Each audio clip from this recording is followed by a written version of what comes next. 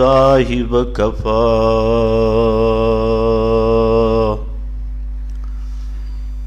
والصلاة والسلام على سید الرسل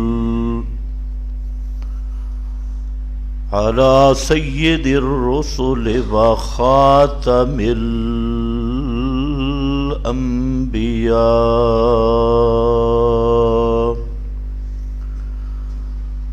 اما بعد فاعوذ باللہ من الشیطان الرجیم بسم اللہ الرحمن الرحیم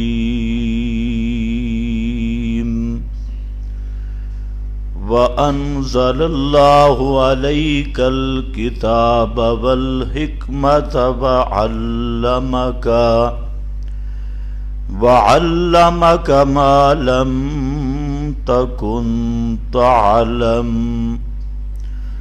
وَكَانَ فَضْلُ اللَّهِ عَلَيْكَ عَظِيمًا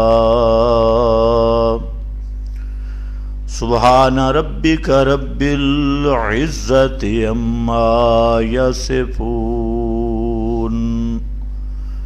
وسلام علی المرسلین والحمد للہ رب العالمین۔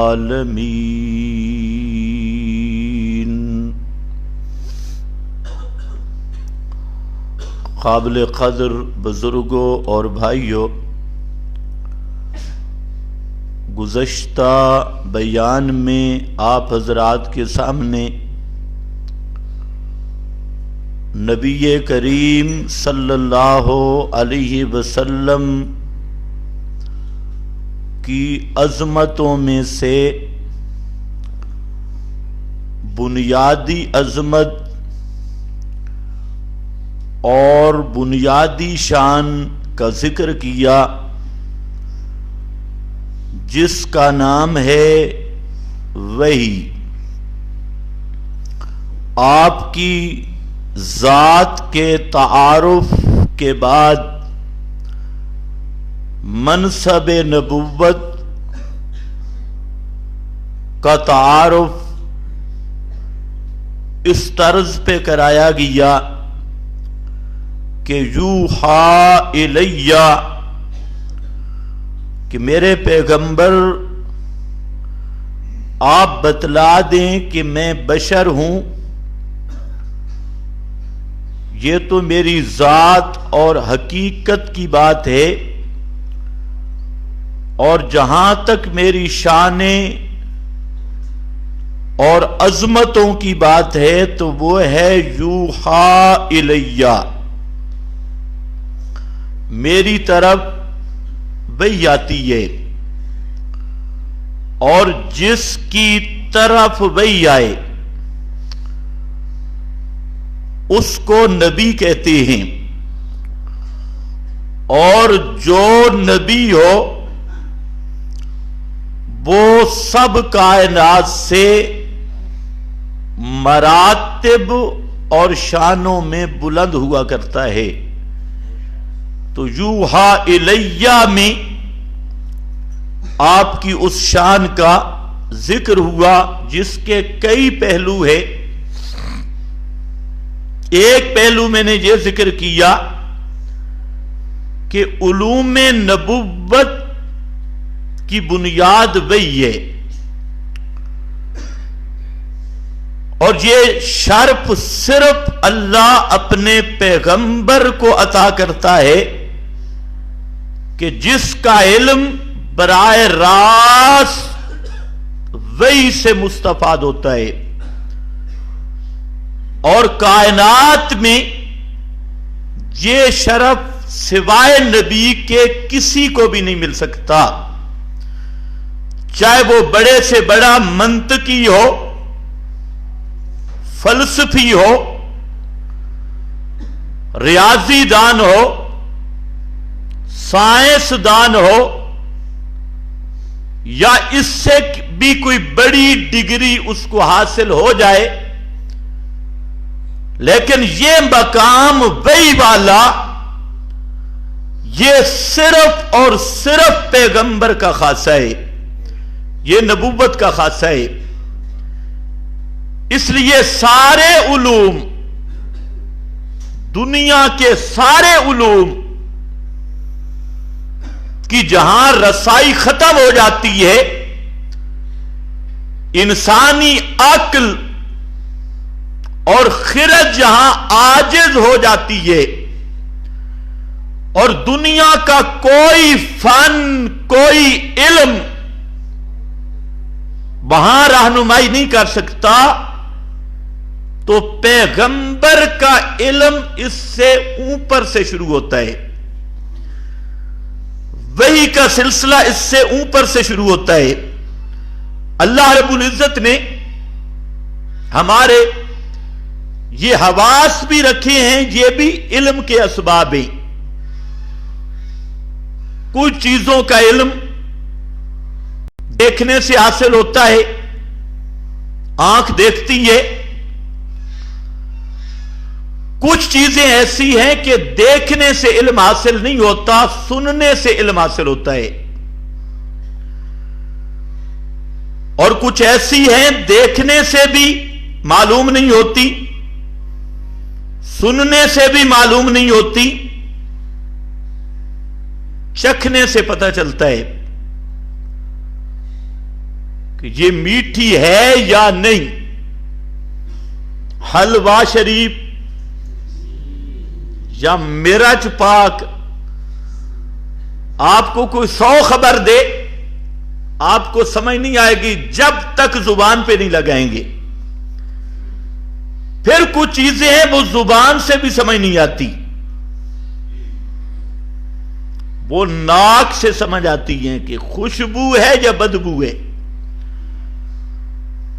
تو یہ ہوا سے، پھر ان پر بادشاہ عقل ہے۔ اگر عقل صحیح ہے تو حواس کا نتیجہ بھی صحیح ہوگا، اور اگر عقل غیر مقلد ہے تو حواس کا نتیجہ بھی صحیح نہیں ہوگا۔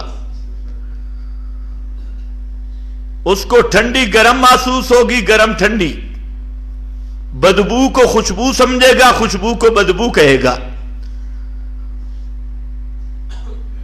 پورے پاگل کو آپ عطر سنگھائیں وہ کچھ اور چیز ہی تصور کرے گا۔ میٹھا کو کڑوا، کڑوے کو میٹھا، تو اس پر بادشاہ عقل ہے۔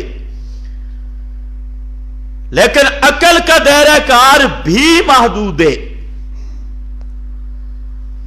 ساری دنیا کے عقلاء وہ بھی جہاں عاجز ہو جاتے ہیں تو نبی کا علم اوپر سے شروع ہوتا ہے، کیونکہ پیغمبر کے علم کی بنیاد وہی ہے۔ اس لیے حواس بھی ختم، عقل کا دائرہ کار بھی ختم، دنیا کے مشاہدات بھی ختم،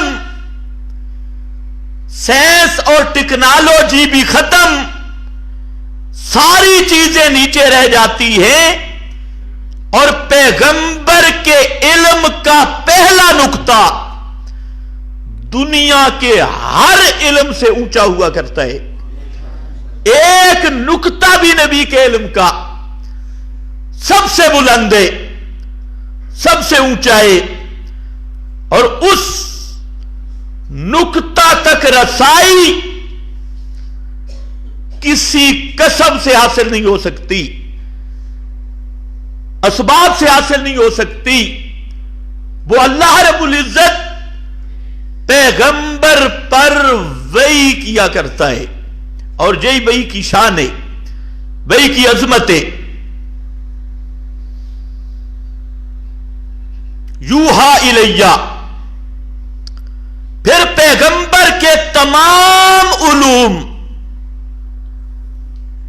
اس کا سر چشمہ وحی ہے۔ یہ بات اگر سمجھ آئے تو کبھی آدمی مشرک نہیں بن سکتا۔ وحی ہزاروں میلوں کی بات پتہ چل سکتی ہے، لاکھوں سالوں کے فاصلوں کی بات پتہ چل سکتی ہے، اور اگر وہی نہ آئے تو اپنے پاؤں کے نیچے کا بھی علم نہیں ہوتا۔ تو شیخ سعدی نے اس کو بیان کیا ایک مثال کے ساتھ، فرمایا وہی کی مثال ہے بجلی کی چمک۔ بجلی چمک پڑے تو اس چمک میں دور کی چیز بھی نظر آ جاتی ہے، اور بجلی نہ چمکے تو اپنا ہاتھ بھی نظر نہیں آتا۔ بس یہ نکتہ ہے، گزشتہ جمعہ پہ بھی میں نے عرض کیا، آج پھر عرض کر رہا ہوں کہ جن لوگوں نے انبیاء کے لیے علم غیب مانا ہے، پھر وہ عیسائیوں کی طرح چکر میں پڑ گئے ذاتی اور عطائی، تو ان لوگوں نے شرک کا دروازہ کھولا، اور انہیں پیغمبر کی عظمت کا پتہ ہی نہیں، پیغمبر کی شان کا پتہ ہی نہیں۔ علم الغیب یہ صرف رب کا خاصہ ہے، اللہ کے سوا کوئی علم غیب نہیں جانتا، نہ ذاتی طور پر نہ عطائی طور پر، کسی طرح بھی کوئی نہیں جانتا۔ ہاں نبی جانتا ہے علم الوحی، پیغمبر کا علم ہے وحی والا، اور جب اللہ بتا دیتا ہے، چاہے وہ ماضی کی خبریں ہوں، چاہے وہ حال کی خبریں ہوں، چاہے وہ استقبال کی خبریں ہوں، تو وہ علم جو وحی والا ہوتا ہے وہ وحی سے پہلے غیب ہوتا ہے، اور جب وحی آ جائے اب وہ غیب نہیں ہوتا۔ بعد الاعلام لا یکون غیبا، علامہ بزازی نے فتاوی بزازیہ میں بہترین عبارت لایا کہ اعلام بتلانے کے بعد وہ اب غیب نہیں، اور وحی سے بتایا ہوا علم یہ علم الغیب بھی نہیں، یہ علم نبوت ہے۔ ایک پہلو تو اس کا یہ ہے، اور پورے قرآن مقدس میں اللہ نے یہی دو عنوان رکھے ہیں، میں بار بار ذکر کر چکا ہوں۔ کچھ لوگ خامخواہ عوام پر تلبیس ڈالنے کے لیے قرآن میں تو انہیں کوئی آیت نہیں ملتی، آپ اگر مطالبہ کریں کہ علم الغیب کا لفظ کسی پیغمبر کے لیے 30 پاروں والے قرآن سے دکھاؤ، تو مولوی صاحب فوت ہو جائے گا لیکن ایسا لفظ نہیں دکھا سکتا، پردہ فرما جائے گا۔ علم الغیب کا لفظ مخلوق کے لیے نہیں دکھا سکتا۔ تقسیم تو بعد میں ہے نا، عطائی تے ذاتی، پہلے لفظ تو آئے، لفظ ہی نہیں، اللہ کے لیے لفظ آیا، بار بار آیا، ان ربی علام الغیوب، بار بار آیا، عالم الغیب لا یعزب عنہ مثقال ذرہ، عالم الغیب اللہ تعالی کے لیے آیا۔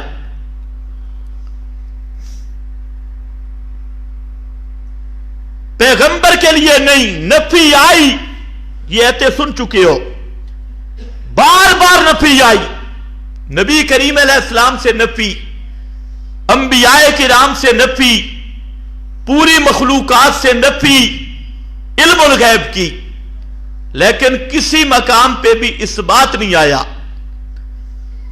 اب قرآن مقدس میں بھی نہیں اور حدیث میں بھی نہیں، رسول اللہ صلی اللہ علیہ وسلم کے فرمان میں بھی نہیں کہ آپ نے فرمایا ہو انا عالم الغیب، کہ میں غیب جانتا ہوں۔ پورا ذخیرہ احادیث آپ چھان ماریں، کسی کتاب میں آپ کو نہیں مل سکتا۔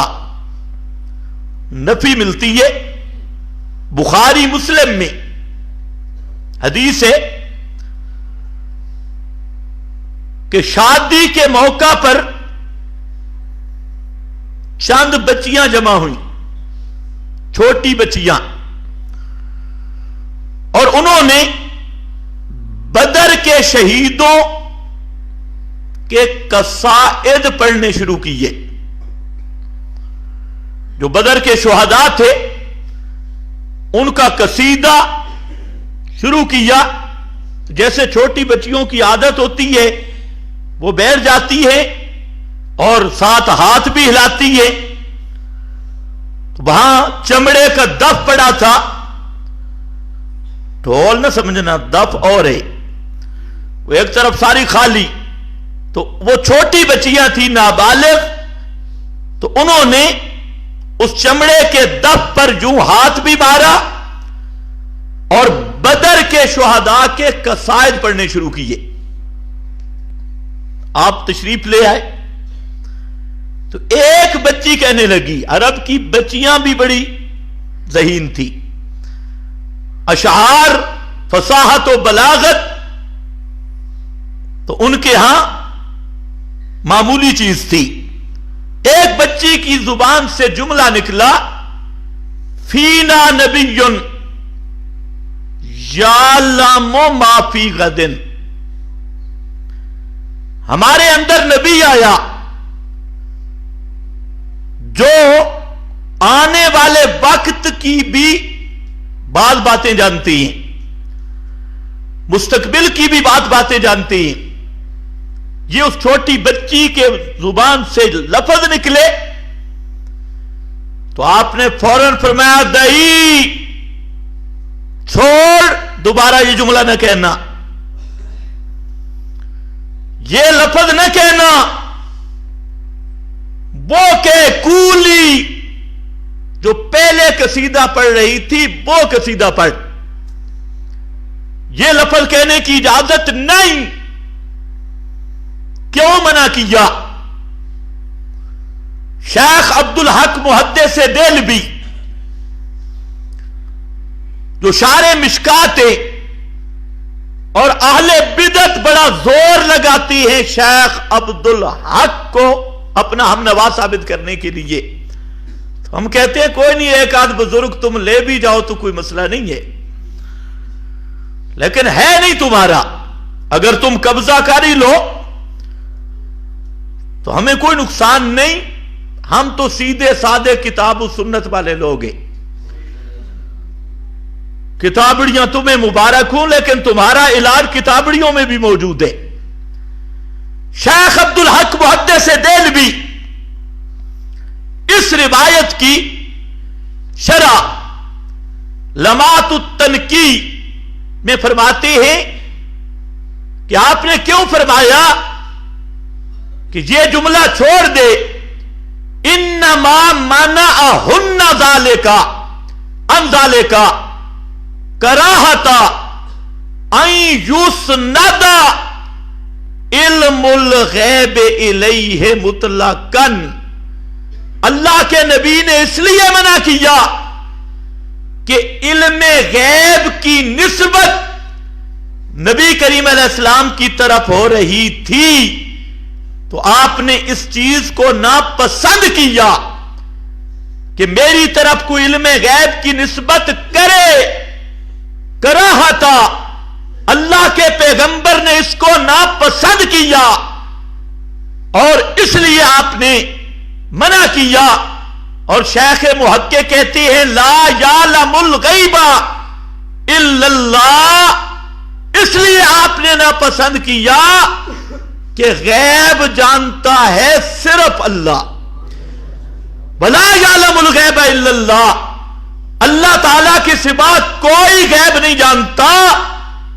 تو علم غیب کی نسبت بچی نے آپ کی طرف کر دی تو آپ خوش ہوئے یا ناپسند کیا؟ بولو. ناپسند کیا. کیوں ناپسند کیا؟ اس لیے کہ سب غیبوں کو جاننے والا صرف اللہ ہے. اب اللہ کے رسول جس چیز کو ناپسند کرے علم الغیب کی نسبت کو اپنی طرف، اور آج کا یہ بازاری عاشق ہر منبر پہ آپ نے تو بچی کہ اس شعر کو ناپسند کیا ہے، اور یہ سفید ریش مولوی صاحبان ہر منبر پہ یہی بیان کرتے ہیں پیغمبر سب غیب جانتے ہیں، پیر ولی سب غیب جانتے ہیں، تے پیران دیا بلیاں بھی جان دیا. تو اس بے ایمان کے ایمان کا ٹھکانہ کیا ہوگا؟ جہاں تو صرف ایہام ہو رہا تھا، نسبت بھی حقیقی نہیں تھی، ایہام اور تعبیر بھی اس کا معنی بھی صحیح بن سکتا تھا کہ پیغمبر کریم نے کئی چیزیں مستقبل کی اللہ کی وحی سے بتلائی بھی ہیں، اس میں بھی کوئی شک نہیں. لیکن پیغمبر کریم نے توحید کی حراست کا وہ حق ادا کیا کہ شرک کے ہر سوراخ کو بند کیا، اور اللہ کے محبوب نے اس لیے منع کر دیا کہ ایسے مبالغہ آرائی کہ قصیدے مت پڑھو جس میں کسی غالی کو موقع مل سکے، جس طرح حضرت عیسیٰ کو قوم نے اللہ کے ساتھ شریک کیا. کہیں میری امت میں بھی یہ وبا نہ چل جائے اور میرا مقام بھی اسی طرح مقام عبدیت سے مقام الوہیت تک نہ لے جائیں، اس لیے پیغمبر کریم نے منع کیا. اس سے مسئلہ کیا ثابت ہوا کہ علم الغیب کی نسبت پیغمبر کریم کی طرف کرنا یہ میرے نبی کو پسند نہیں تھا، آپ نے پسند نہیں کیا. اور اس کی وجہ کیا ہے کہ وَلَا يَعْلَمُ الْغَيْبَ إِلَّا اللَّهُ، غیب جاننے والا صرف اللہ. اسی پر علامہ ابن الملک بڑے محدث سے اس حدیث کی شرح میں فرماتے ہیں ہاذا لکراہتہ، یہ جو آپ نے منع کیا کہ یہ شعر مت پڑھو، یہ کیوں؟ نسبت علم الغیب الیہ، کہ اس میں نبی کریم علیہ السلام کی طرف علم غیب کی نسبت ہو رہی تھی، اس لیے آپ نے منع کیا اور پسند نہیں کیا اور اس کو مکروہ سمجھا ہے اور بچی کو روک دیا. اسی پر علامہ طیبی بڑے محدث شارح مشکات بلکہ صاحب مشکات کے بھی استاد اتنے بڑے علامہ اہل سنت کے امام فرماتے ہیں لکراہتہ ان یسند الیہ علم الغیب لان الغیب لا یعلمہ الا اللہ. اللہ کے پیغمبر نے اس لیے منع کیا کہ علم غیب کی نسبت پیغمبر کریم کی طرف ہو رہی تھی، اور حالانکہ علم غیب اللہ کے سوا کوئی بھی نہیں جانتا، اس لیے آپ نے اس بچی کو روک دیا. یہ کوئی آج کا وہابی نہیں، یہ علامہ طیبی ہے شارح مشکات اور اہل سنت کا امام ہے. صوفیوں کے قول کٹورے پیش کرنا، فلانے نے بھی لکھا فلانے نے بھی لکھا، اب ذرا اس کے مقابل کا لاؤ. اور علامہ ابن حجر جو بخاری کا شارح اور علماء نے لکھا ہے کہ ابن حجر نے فتح الباری شرح بخاری لکھ کر امت سے قرض اتارے اور بخاری کی شرح کا حق ادا کیا. اس میں علامہ ابن حجر بھی یہی عبارت لائے کراہت نسبت علم الغیب لأحد من المخلوقین کہ آپ نے اس لیے منع کیا کہ مخلوقات میں سے کسی ایک کی طرف بھی علم الغیب کی نسبت کرنا یہ جائز نہیں کہ یہ غیب جانتا ہے، یہ جائز نہیں. کیوں؟ فرماتے ہیں ہوا صفت تختص باللہ تعالی، یہ ایسی صفت ہے علم غیب والی کہ اللہ تعالی کے ساتھ خاص ہے. تختص اللہ کا خاصہ، اللہ کی خاص صفت ہے. علامہ جی دلیل کیا دلیل ہے آپ کے پاس کہ علم الغیب پیغمبر کے پاس بھی نہیں، یہ اللہ تعالیٰ کی صفت خاصہ ہے. علامہ ابن حجر نے جہاں 2 آیتیں لکھی فتح الباری میں، ایک لکھی قُلْ لَا يَعْلَمُ مَنْ فِي السَّمَاوَاتِ وَالْأَرْضِ الْغَيْبَ إِلَّا اللَّهُ، اور دوسری لکھی وَلَوْ كُنْتُ أَعْلَمُ الْغَيْبَ لَاسْتَكْثَرْتُ مِنَ الْخَيْرِ. یہ گزشتہ جمعہ بیان ہو چکی ہے. اب یہ استدلال بھی ہم نہیں کر رہے. وقت کا محدث علامہ ابن حجر الاسقلانی انہوں نے بڑی وضاحت و صراحت کے ساتھ لکھا، اور علامہ عینی عمدۃ القاری میں اسی حدیث کی شرح کرتے ہوئے بعینہ ہی وہی الفاظ لکھتے ہیں جو علامہ ابن حجر نے لکھے عمدۃ القاری میں. اور اسی طرح علامہ ابن بطال نے مشکات کی تمام شروحات میں، حتیٰ کہ مفتی احمد یار خان گجراتی نے جال حق میں لکھا کہ جہاں منع کرنے کی وجہ یہ تھی کہ علم غیب کی نسبت پیغمبر کی طرف ہو رہی تھی، اور اس کو آپ نے ناپسند کیا کہ کوئی میری طرف علم غیب کی نسبت کرے. غلام رسول سعیدی بریلوی مسلک کے محدث اور مفسر اپنی مسلم کی شرح میں لکھتے ہیں کہ ملا علی قاری، علامہ ابن حجر، علامہ کرمانی، یہ بڑے بڑے محدثین نے لکھا ہے کہ پیغمبر کریم کی طرف علم الغیب کی نسبت کرنا کہ اللہ کے محبوب علم غیب رکھتے تھے یہ مکروہ ہے. پیغمبر نے اس کو ناپسند کیا ہے اور یہ پیغمبر کی پسند کے خلاف ہے. اب آپ ذرا اندازہ کریں جس عقیدہ کو پیغمبر ناپسند کرے وہ عقیدہ صحیح ہوگا؟ وہ عشق ہوگا؟ وہ محبت ہوگی؟ پیغمبر کریم تو کرتے ہیں ناپسند کہ میری طرف علم غیب کی نسبت کی جائے، اور عاشق کرتے ہیں پسند.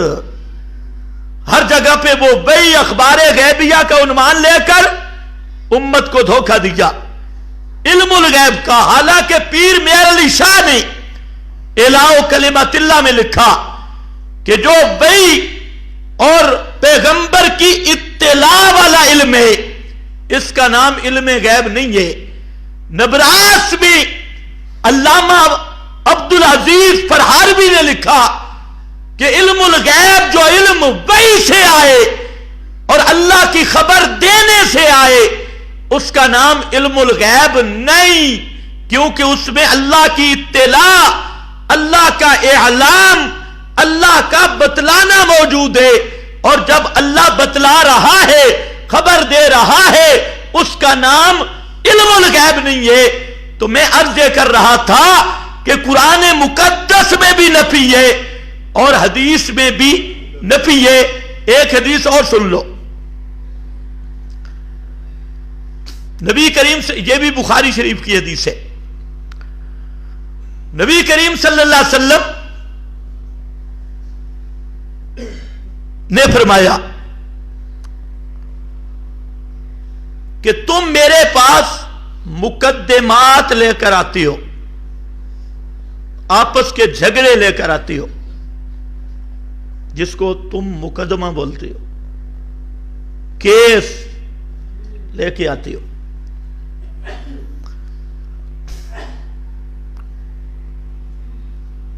زمین کے جھگڑے،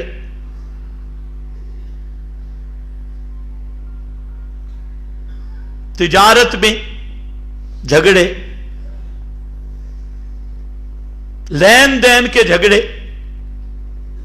تو صحابہ کرام میں جب بھی کوئی اس طرح کا معاملہ پیش آتا تو براہ راست نبی کریم علیہ السلام سے فیصلہ کرواتے. اور تم ماشاءاللہ جب بھی کوئی ایسا فیصلہ معاملہ آئے تو براہ راست انگریزی عدالت کا رخ کرتے ہو. مسلمان پکے، حالانکہ مسلمان کا سپریم کورٹ مسجد ہے.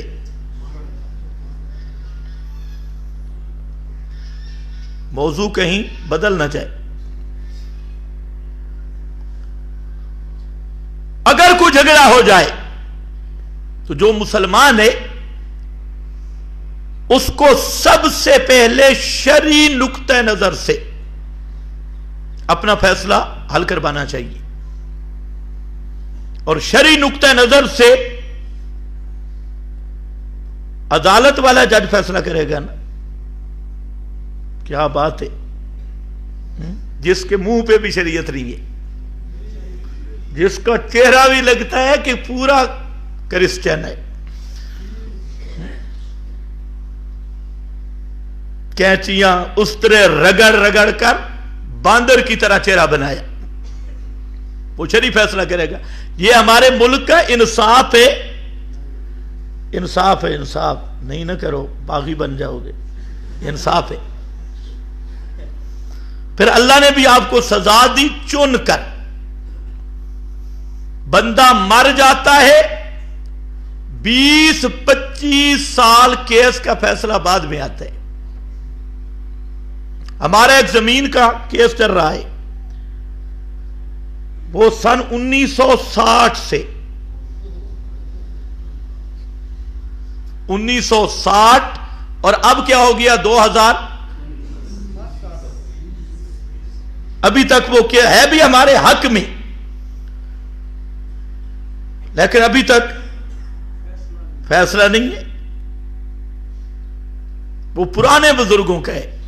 ہم تو الحمدللہ آج تک نہ کبھی عدالت میں گئے کیسوں کے لیے، نہ اللہ آئندہ لے جائے. یہ سزا ہے.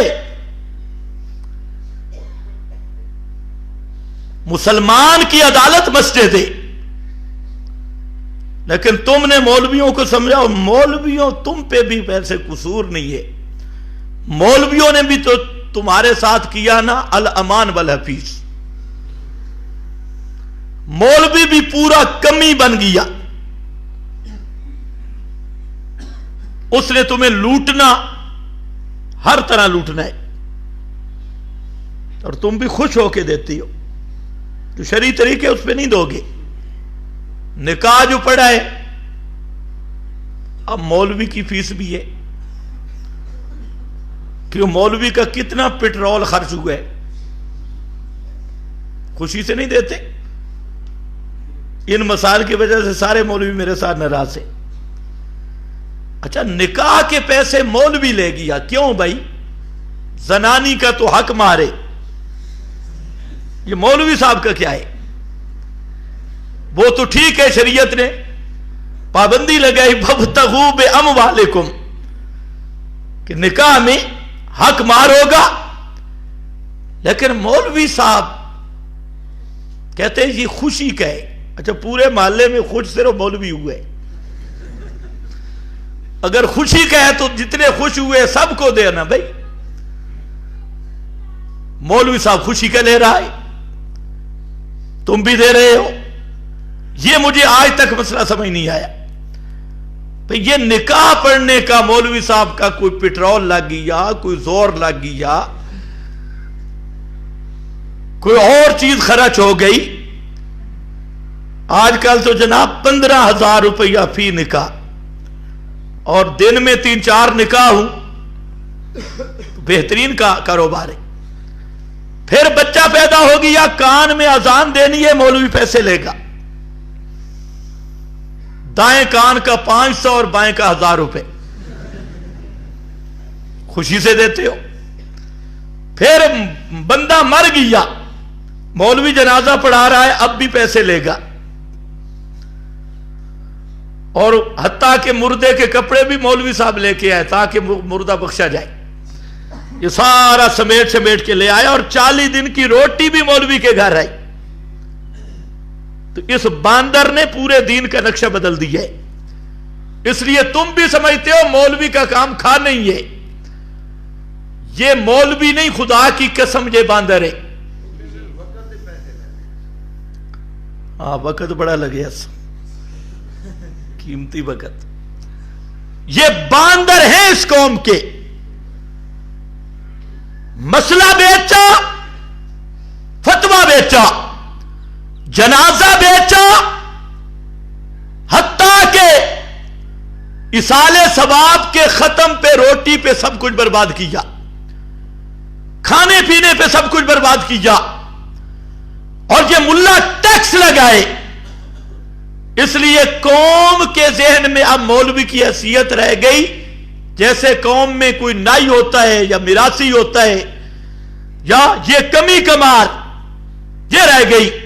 حالانکہ پیغمبر کریم نے جو مولوی کی حیثیت بتائی، العلماء ورثۃ الانبیاء، انبیاء کے بارے سے.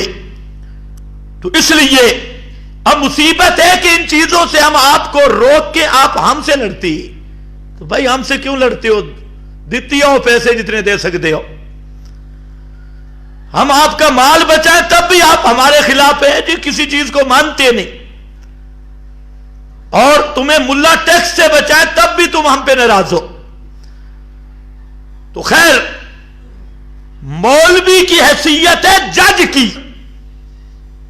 عالم ربانی اپنے معاملات اور فیصلوں میں اپنے مذہبی رہنما اور علماء ربانی کو جج ماننا، یہ ایمان کا حصہ ہے. اور انگریزی عدالتوں کا رخ کرنا، جہاں پر فیصلے ٹماٹروں کی طرح بکتے ہیں، ادھر جانا دنیا میں بھی ذلت ہے اور آخرت کی ذلت اس سے بھی زیادہ ہے. قرآن کریم میں اس کو ذکر کیا کہ وہ لوگ جو گمان رکھتے ہیں کہ ہم مومن ہیں نہیں، پکے بے ایمان ہیں. یتحاکمون الی الطاغوت، وہ اپنے فیصلے لے جاتے ہیں طاغوت کے پاس. طاغوت چاہے زرداری کی شکل میں ہو، چاہے عمران خان کی شکل میں ہو، چاہے فضل الرحمان کی شکل میں ہو. طاغوت کے رنگ بدلے ہوئے ہیں لیکن ہے طاغوتی نظام میں جو شکل بھی ہو. قرآن میں کیا تھا؟ آیت الکرسی ذکر کر کے اگلا جملہ مزیدار فرمایا قد تبین الرشد من الغی. مسئلہ رڑے تے چڑھ گیا. قد تبین الرشد من الغی. آگے فرمایا اب آنا ہے نا من یکفر بالطاغوت ویؤمن باللہ. ایمان بعد میں ہے، پہلے ہے کفر بالطاغوت. من یکفر بالطاغوت، جو آدمی طاغوت کا انکار کرے، ویؤمن باللہ، اور اللہ پہ ایمان لائے، اب اس کے لیے گارنٹی ہے فقد استمسک بالعروۃ الوثقی. अब थामा है मजबूत कड़ा, मजबूत कड़ा जो लन फिसाम लहा, जो टूट नहीं सकता, छोड़ना नहीं है, टूटेगा नहीं, छूट नहीं सकता नहीं फरमाया, टूट नहीं सकता। इसलिए फस्तम से इस तमसा का जरा तकड़ा जफा मारने, पक्का करके थामना है। थामो पक्का, वो टूटेगा नहीं, बड़ा पक्का है। लन फिसाम लहा। तो फरमाया मेरे पास फैसले लाते हो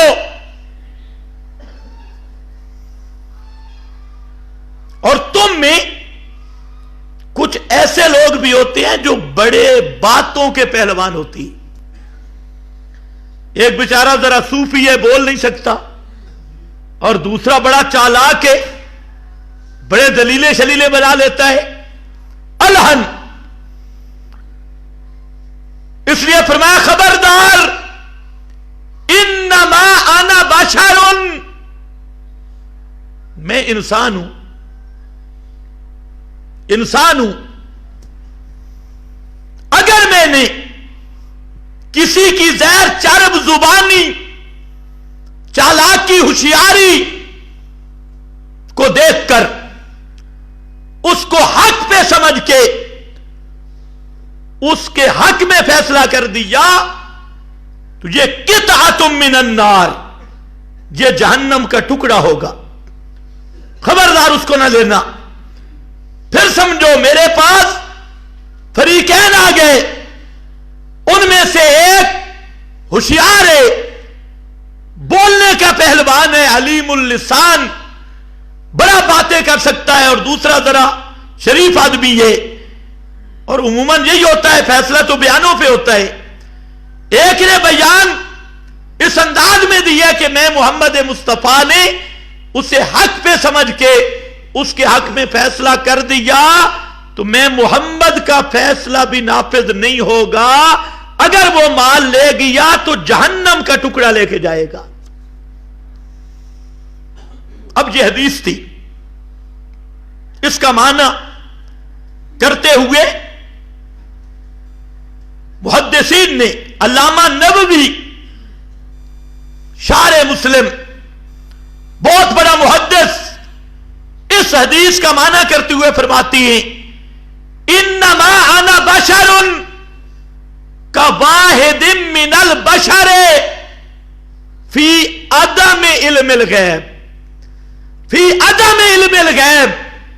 आपने जो फरमाया मैं इंसान हूं, तो आप ये बता रहे थे कि इल्म गैब ना जानने में जिस तरह कोई और बशर है, मैं भी बशर हूं, मैं भी इल्म गैब नहीं रखता।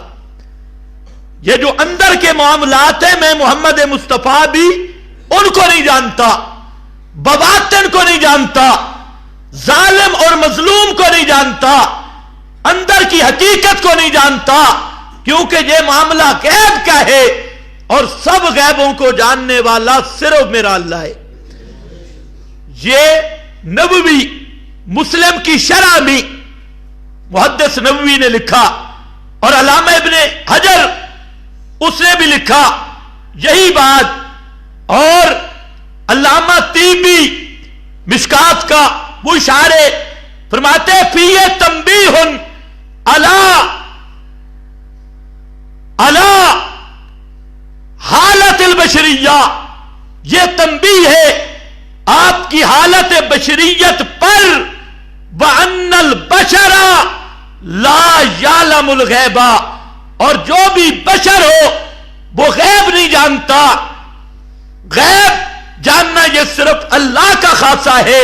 तो पैगंबर करीम जो बता रहे इन्नमा अना बशरुन, लोगों मैं भी जाहिर के मुताबिक फैसला करूंगा, तो इसलिए खबरदार, जुबान की होशियारी तर्रारी, इससे अगर कोई माल ले गया तो उसके हक में वो जायज नहीं होगा, वो जहन्नम का टुकड़ा होगा।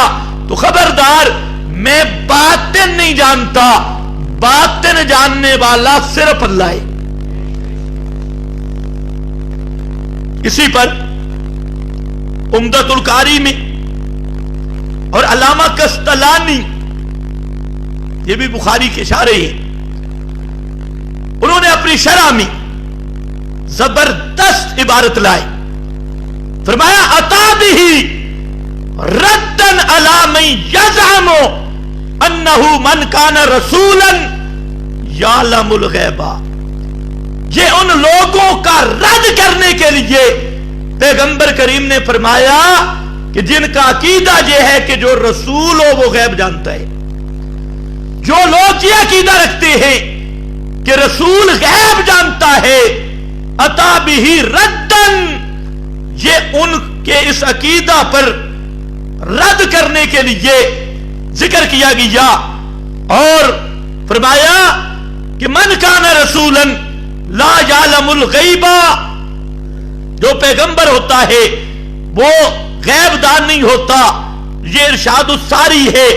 اور علامہ ابن بطال بخاری کے شارح نے یہاں پر گفتگو کرتے ہوئے فرمایا کہ انما انا بشر، جو آپ نے فرمایا ہے میں بشر ہوں، لم یکن لبشر من علم الغیب وما کان للنبی فی ذالک، شرح بخاری میں فرماتے ہیں کہ لم یکن لبشر، کوئی بشر بھی غیب نہیں جانتا، اور پیغمبر کریم بھی غیب نہیں جانتے تھے۔ یہ میں نے حوالے اس لیے دیے، یہ حوالے تو بہت لمبے ہیں کہ جب قرآن سے جواب نہیں بنتا، حدیث سے نہیں بنتا، تو آخری حربہ ہوتا ہے بزرگ، فلانا بزرگ لکھ گیا، حالانکہ بزرگ کا لکھنا شرعی دلیل نہیں، لیکن ہم نے تھوڑا سا علاج بالمثل کیا کہ یہ تو محدثین ہیں بڑے بڑے، اور آخر میں مضمون نامکمل نہ رہ جائے۔ 80 فتاوا میں، کتنا؟ اونچے بولو کتنا؟ 80 فتاوا، اس میں ایک مسئلہ لکھا ہے، اور لکھنے والے کوئی محلوں والے امام نہیں، رینٹ کے خطیب نہیں، لکھنے والے کون ہیں؟ امام ابو القاسم الصفار، جو امام ابو یوسف کے 2 واسطوں سے شاگرد ہیں۔ امام ابو یوسف جو امام محمد کے شاگرد ہیں، اور اس کے بعد سب فقہاء، ائمہ فقہ اور نقاد محدثین، ماہر فن، انہوں نے ایک مسئلہ لکھا، قاضی خان، فتاوا قاضی خان، یہ سارے مولوی اسی سے دیکھ کر تمہیں مسئلے بتاتی ہیں۔ قاضی خان اس میں لکھا عجیب عبارت کہ اگر کسی آدمی نے کسی لڑکی سے نکاح کیا، اور نکاح میں وہ کہتا ہے بے شہادت اللہ و رسولہ، اللہ رسول کو گواہ بناتا ہوں، یہ مسئلہ سن رہے ہو؟ اچھی طرح ذہن میں ڈال کے جاؤ۔ کہتا ہے نکاح کا گواہ اللہ اور اس کے رسول کو بناتا ہوں، کیا مسئلہ ہے؟ نکاح ہو جائے گا؟ تم سے نہیں پوچھ رہا، فتاوا قاضی خان پڑھ رہا ہوں۔ نکاح ہو جائے گا؟ کہتے ہیں نہیں، نکاح تو پیچھے رہ گیا۔ یہ کہنے والا جو کہتا ہے رسول کو گواہ بنایا، یہ آدمی کافر ہو گیا۔ یہ آدمی کیا ہو گیا؟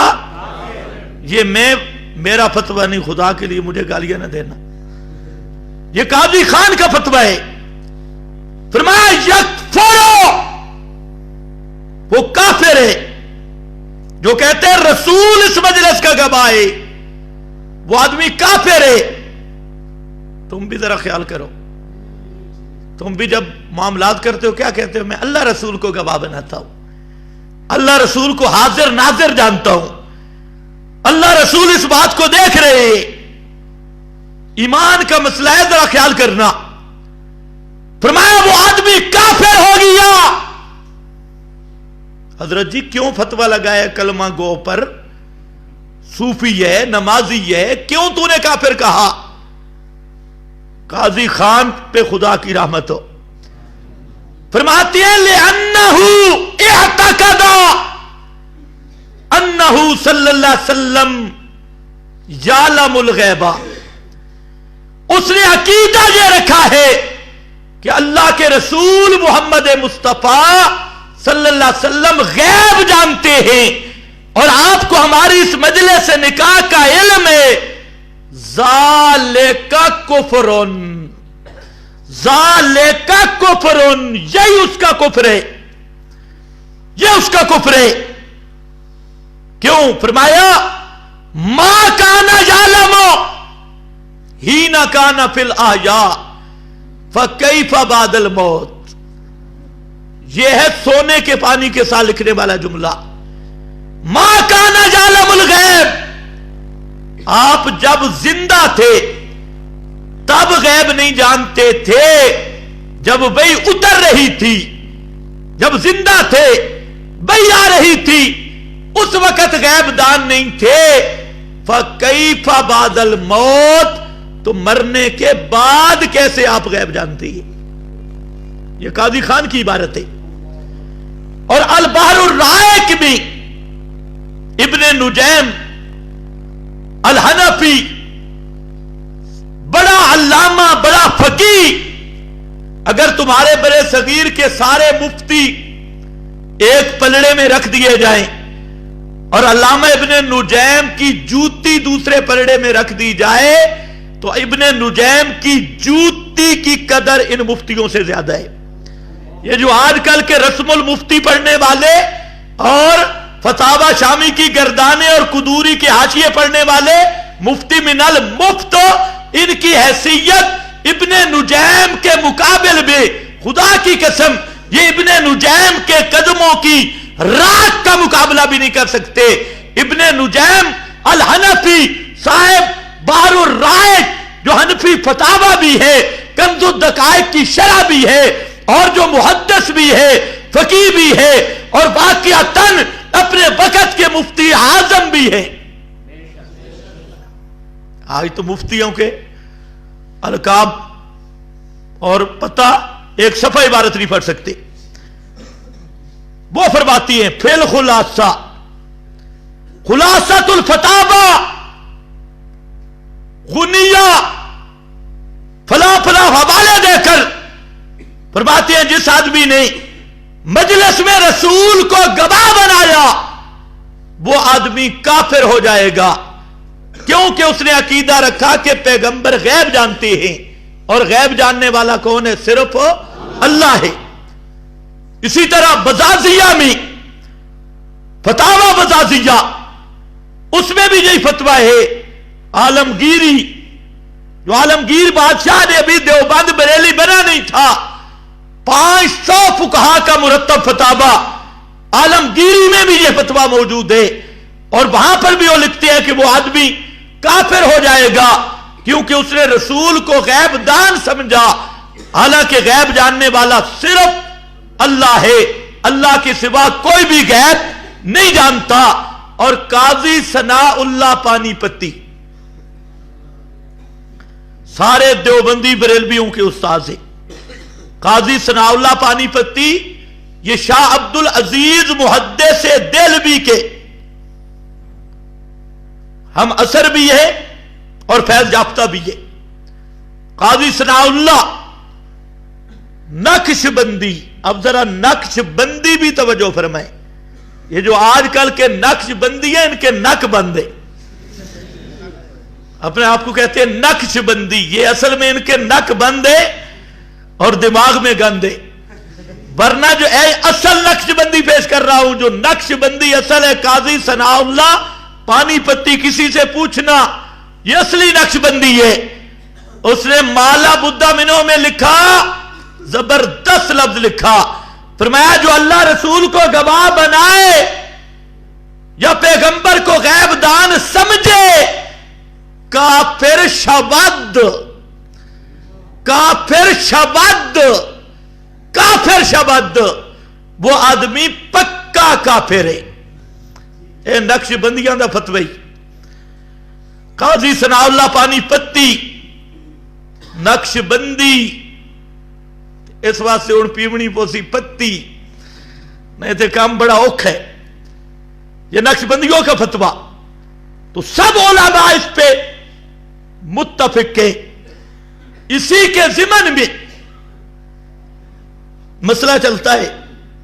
आखिरी बात कि उलमा सब ने लिखा कि अगर मियां बीवी गपशप लगा रहे थे, हंसी मजाक कर रहे थे, सारे तवज्जो से जरा सुनो, गपशप के माहौल में बीवी ने कोई बात की खामंद को, खामंद ने आगे से कहा अतालमीन अल गैबा, गैब जानती है। तो बीवी ने कहा और क्या है? ये बीवी मुर्तद हो गई और निकाह खत्म हो गया। बहुत सारे फतावा में लिखा है। या बीवी खामद को कहती है तू मुझे बात कर रहा है, तू गैब जानता है, और खामद कहते हैं और क्या, ये खामद मुर्तद है और निकाह खत्म हो गया। ये कोई मामूली मसला नहीं, ये अल्लाह की सिफत का मसला है। इसीलिए उलमा ने लिखा, हदीस में भी आया कि मन अता अर्राफन औ काहिनन, जो आदमी किसी अर्राफ, तली वेखण वाला, तोते वाली सरकार, हथेली देखने वाला, हिसाब किताब, काहिन या वो मौलवी साहबान जो लोटा फेर के हिसाब करती और अंगूठे में स्याही लगा के तेरा चोर कहां है, चोरी शुदा माल मालूम करती है, या नाबालिग बच्चे बिठा के, और बारुल रायक में तुझे भी लिखा है, कहती है कि अखबरनिल जिन्न, जिन मेरे ताबी है और जिन मुझे खबरें देती हैं। तो ये जो मुल्ला मुलवाने की ऐसे बेईमान भी है कि कुरान खोल के हिसाब करती, कहते कुरान, हालांकि पूरा कुरान कहता है गैब जानने वाला कौन है, सिर्फ अल्लाह। अब परेशान हो गए हो, कहीं जाते तो नहीं हो? दारा भरवाने, स्याही लगवाने, हिसाब किताब करवाने, ऊपर कपड़ा करवाने, और फिर ऊपर वो सांप छोड़ता है, और ये बिलावड़ी वाला गधा खिंजीर और इस तरह के बड़े बड़े शयातीन ये जो करती है। तो फरमाया अगर आदमी गया सिर्फ तजर्बा के लिए कि यार चलो देख आए ये करता क्या है, तो 40 दिन की इबादत अल्लाह कबूल नहीं करेगा। सिर्फ तजर्बे के लिए गया उस खिंजीर के पास, और अगर सच्चा कहूं उसकी बात सुनी और उसका सुभान अल्लाह, ये तो बुझ गई है, ओए ये तो बुझ गई है मेरी बात, काफरा, वो आदमी पक्का काफिर है।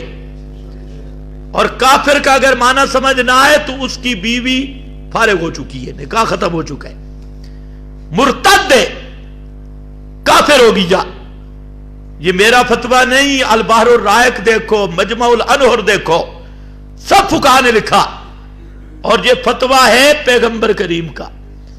मन अता अर्राफन औ काहिनन फसद्दकहू कद कफरा, ये इमामुल अंबिया ने फरमाया कद कफरा। तो इसलिए मैंने आपके सामने ये बात जिक्र की, यूहा इलैया, पैगंबर के इल्म की बुनियाद वही है। علوم نبوت کی بنیاد وحی، اور جو علم وحی سے آئے اس کا نام علم الغیب نہیں، علم الغیب یہ میرے رب کا خاصہ ہے، مخلوق کی کوئی ہستی بھی علم الغیب میں شریک نہیں ہے۔ وآخر دعوانا ان الحمد